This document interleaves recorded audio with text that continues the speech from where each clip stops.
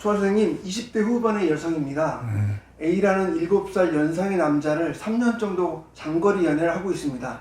저도 싫지를 않은데 자주 몸 만나고 하다 보니 몸이 멀어지면 마음도 멀어진다고 제 마음이 좀 식어가고 있을 즈음에 우연하게 직장 동료의 모임에 갔다가 B라는 돈도 있고 대기업 다니는 남자를 만났는데 B가 저에게 호감을 갖고 대시를 해서 몇 번을 만났습니다. 사귀려고 만난 건 아니었는데 몇 번 만나다 보니 A라는 남자친구보다 B가 A보다 외모부터 모든 조건이 좋아서 마음에 더 끌립니다. 선생님, 3년 동안 저에게 배려하고 잘해준 A한테 미안하고 죄책감이 들지만 B에게 마음이 가는데 어떻게 해야 할까요? 참 아주 곤란한 이야기인데, 우리가 인연이라는 것은 우리 인위적으로 하는 것이 아닙니다. 그러면 어떻게 해야 되느냐 하면, A라는 남자하고 오랫동안 사귀었는데 뭐 이상하게 자주 안 만나고 그러다 보니 좀 식었을 거예요. 그런 중에 B라는 남자가 나타났죠. 그건 무슨 말이냐 하면, 처음 만난 남자하고 확실한 깊은 마음의 정을 못 주고 있었던 것이거든요. 근데 이제 더 좋은 남자가 나타나는 그거로 쏠릴 수밖에 없죠. 그러면 이걸 어떻게 해야 하느냐 하면, 당장 어떻게 선택하지 마십시오.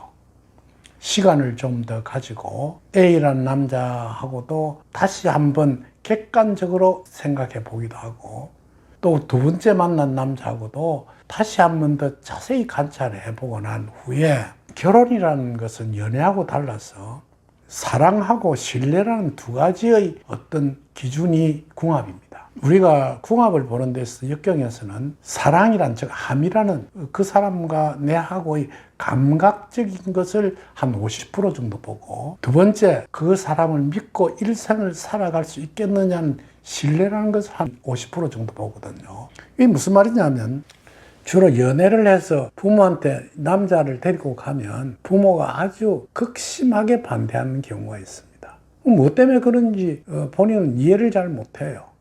내가 좋으면 그만이지.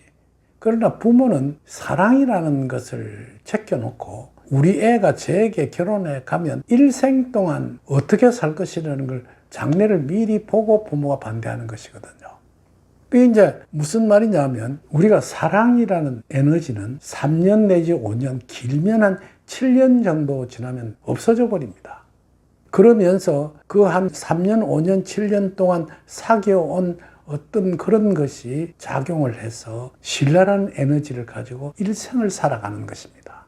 흔히들 보면 우리가 그렇게 처음 만나서 좋아서 뒹굴고 하던 사이도 결혼을 해서 아기 한 둘쯤 놓고 나면 별로 부부가 성관계를 안 해요. 그러면서 그걸 그렇게 또 여자가 그래 불만하지도 않고 살거든요.